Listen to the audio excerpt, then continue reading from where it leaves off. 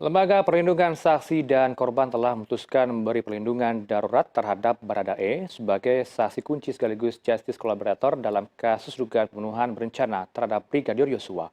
LPSK akan mengumumkan soal teknis perlindungan secara resmi pada hari ini 15 Agustus 2022 pada pukul 1 siang nanti. Sementara itu LPSK memberikan sinyal kuat untuk tidak memberikan perlindungan kepada istri Irjen Ferdisambo Putri Chandrawati. LPSK tidak bisa memberikan perlindungan kepada Putri Chandrawati karena status hukumnya yang masih belum jelas. Kita bahas bersama siang ini dengan narasumber saya, ada Pak Ruli Novian, juru bicara LPSK. Selamat siang, Assalamualaikum, salam sehat selalu Pak Ruli. Waalaikumsalam, selamat siang Mas. Ya, jelang jam 1 siang nanti kita akan tunggu-tunggu nih Mas Ruli terkait dengan Ya, konferensi pers yang akan digelar dari pihak Anda terhadap permohonan perlindungan dari Putri maupun Barada Eliezer. Apa saja yang dibahas pada pagi ini dalam rapat Mahkamah Pimpinan di sana? ya, saat ini sampai dengan hari ini masih berlangsung sidang Mahkamah Pimpinan LPSK yang memang diselenggarakan secara rutin setiap minggunya untuk memutuskan permohonan-permohonan perlindungan yang masuk ke LPSK. Nah, untuk hari ini kita rencananya akan menyampaikan terkait dengan beberapa permohonan yang berhubungan dengan peristiwa ini. Rencananya jam 1 siang kita akan preskon di kantor LPSK. Nah, begitu Mas. Baik, sembari menunggu preskon, tentunya kami ingin tahu, masyarakat ingin tahu, Mas Ruli, LPSK sudah menyatakan akan umumkan soal teknis perlindungan secara resmi pada hari ini terkait perlindungan darurat terhadap Barada Eliezer. Bisa Anda gambarkan soal ini, Mas Ruli? Ya, tentu gini, sejak 12 Agustus sampai dengan hari ini, itu kita sebut namanya perlindungan darurat. Perlindungan darurat itu bisa diberikan hanya dengan cukup 2 persetujuan pimpinan karena dianggap penting untuk segera dilakukan perlindungan. Nah, karena hari ini dia sudah dibahas, saat ini sedang dibahas, maka setelah itu perlindungan darurat itu berhenti dan menjadi perlindungan secara reguler gitu ya, kepada yang bersangkutan gitu. Nah, kenapa dia darurat? Karena memang waktu hari Jumat itu belum terselenggaranya sidang Mahkamah Pimpinan LPSK. Baik, analogi darurat di sini saya ingin tahu, Mas Ruli, apakah benar ada ancaman atau tekanan terhadap Baradae di penyidikan dalam kasus ini? Apakah ada ini bersifat ancaman sehingga langkah cepat ini diambil oleh LPSK untuk memberikan perlindungan darurat terlebih dahulu sebelum paripurna pada hari ini?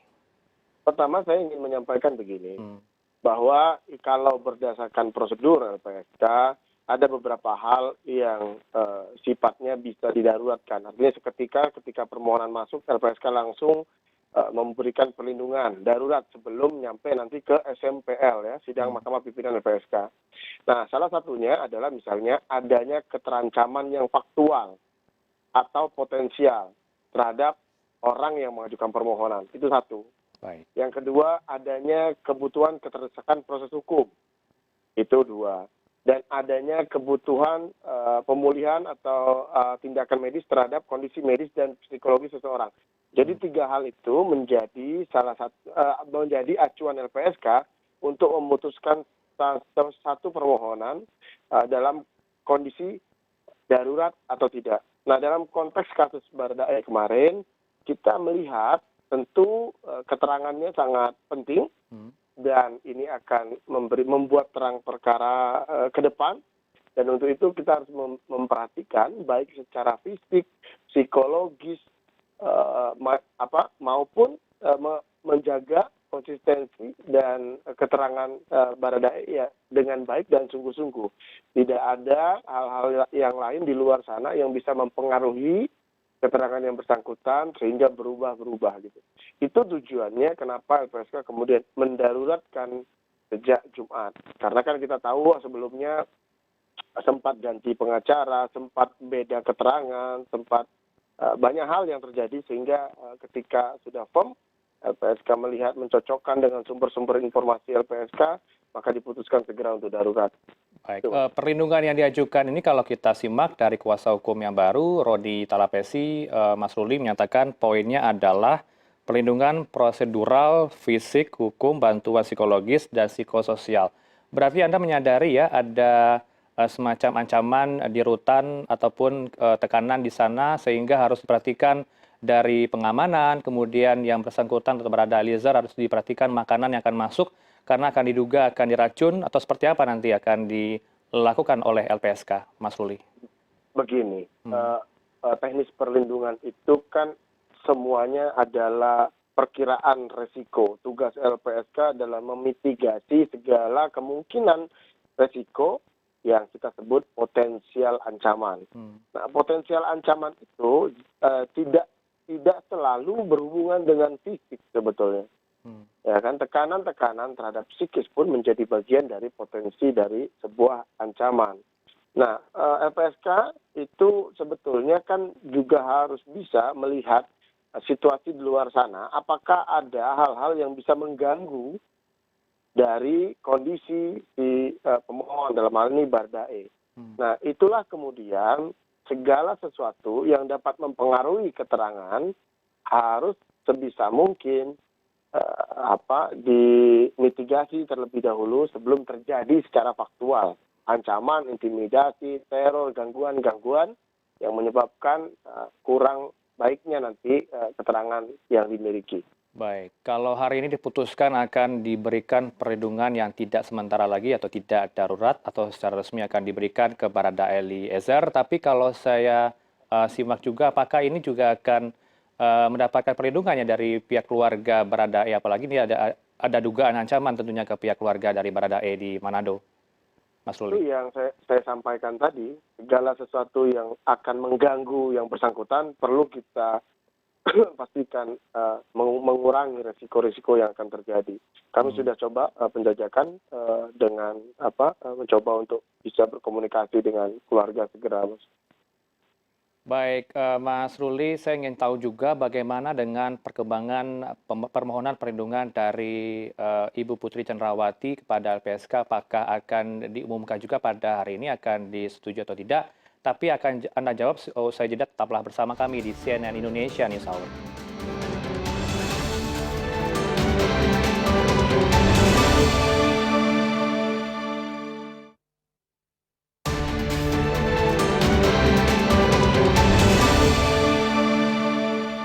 Terima kasih Anda masih bersama kami di CNN Indonesia News Hour. Kami lanjutkan kembali dialog kami bersama juru bicara LPSK, Pak Ruli Novian. Mas Ruli, kita lanjutkan kembali dialog ini. Saya bertanya-tanya, tentunya juga publik bertanya-tanya sampai detik ini Mas Ruli terkait dengan motif pembunuhan berencana terhadap Brigadir Yosua. Tapi ini kan masih menjadi apa ya, kalau menyimak dari Pak Mahfud MD, ini konten orang dewasa dan masih belum bisa diungkap ke publik nanti saja di peradilan. Tapi ini kan sebagai bahan penyidikan, tapi yang Anda ketahui dari pemeriksaan yang Anda lakukan terhadap Eliezer, apakah ada hal yang diungkapkan oleh Eliezer terkait dengan motif menembak terhadap Brigadir Yosua selain ada perintah dari Ferdi Sambo, Mas Ruli?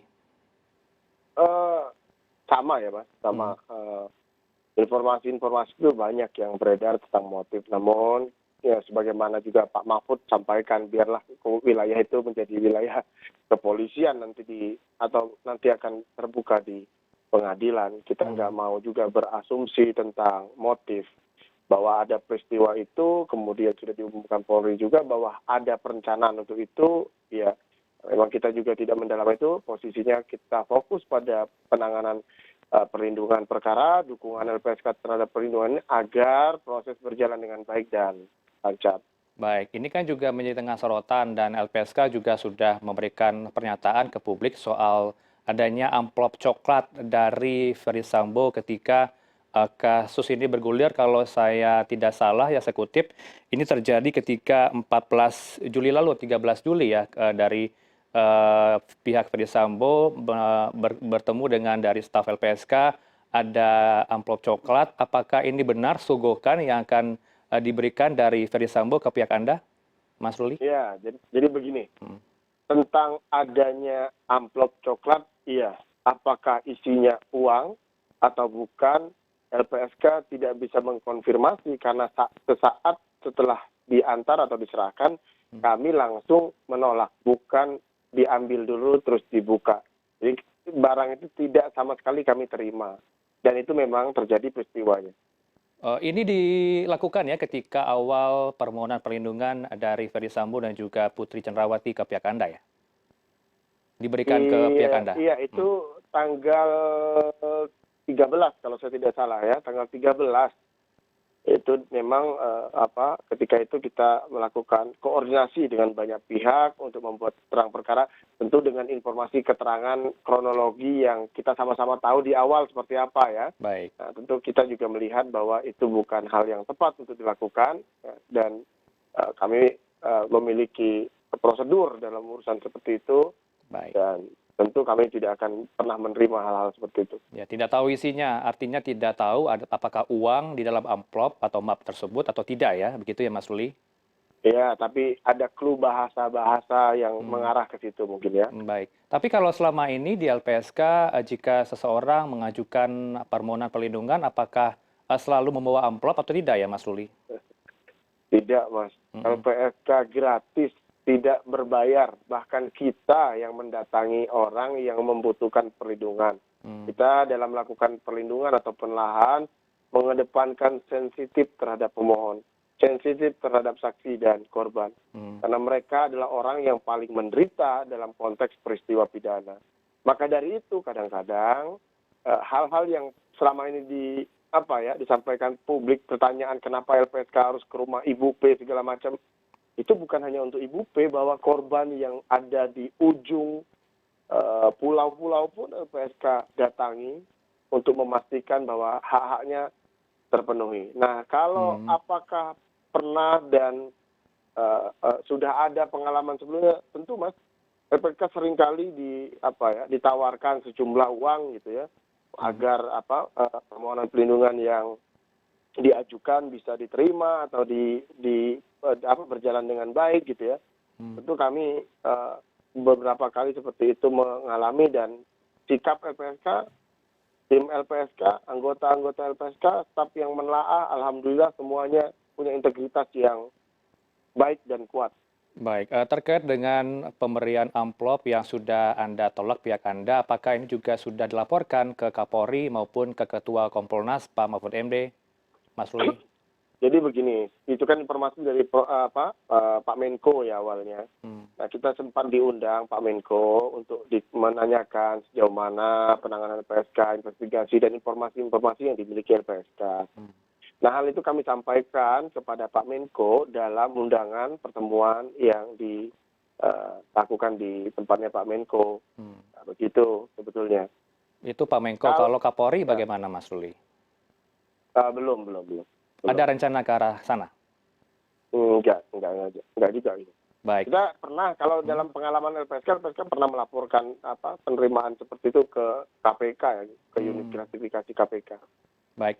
Mas Ruli, kita beranjak mengenai Ibu Putri Cenrawati. Lembaga Perlindungan Saksi dan Korban menilai cukup proses ya pemeriksaan asesmen psikologis terhadap istri Irjen Verdi Sambo, Putri Cenrawati, soal permohonan perlindungan yang dilayangkan pada 14 Juli silam. Bisa Anda gambarkan sejauh mana dari hasil permohonan ini, apakah resmi ditolak pada hari ini, Mas Ruli? Saya nggak berani mendahului pimpinan, Mas. Nanti di preskon akan pasti disampaikan. Namun Hmm. kami sudah melakukan serangkaian wawancara, investigasi, mencari sumber-sumber informasi yang bisa dipercaya, penguat proses hukum, bahkan koordinasi dengan penegak hukum. Hmm. Yang kami sulit dapatkan itu adalah keterangan yang langsung dari yang bersangkutan. Semua kami sudah dapat, yang malah sulit kami dapatkan adalah keterangan dari yang bersangkutan. Karena kondisi-kondisi yang bersangkutan masih dalam situasi yang belum mungkin memberikan keterangan kepada LPSK. Mungkin keterangan kepada pihak lain masih bisa kali. Tapi ketua Anda Pak Hasto Atmojo memberikan sinyal akan menolak dari permohonan perlindungan ini karena yang bersangkutan irit bicara, tidak mampu berkomunikasi dengan lancar karena masih ada kondisi dari trauma dan menyarankan mencari psikiater. Apakah ini akan diumumkan pada hari ini untuk Ya, Putri Cenrawati?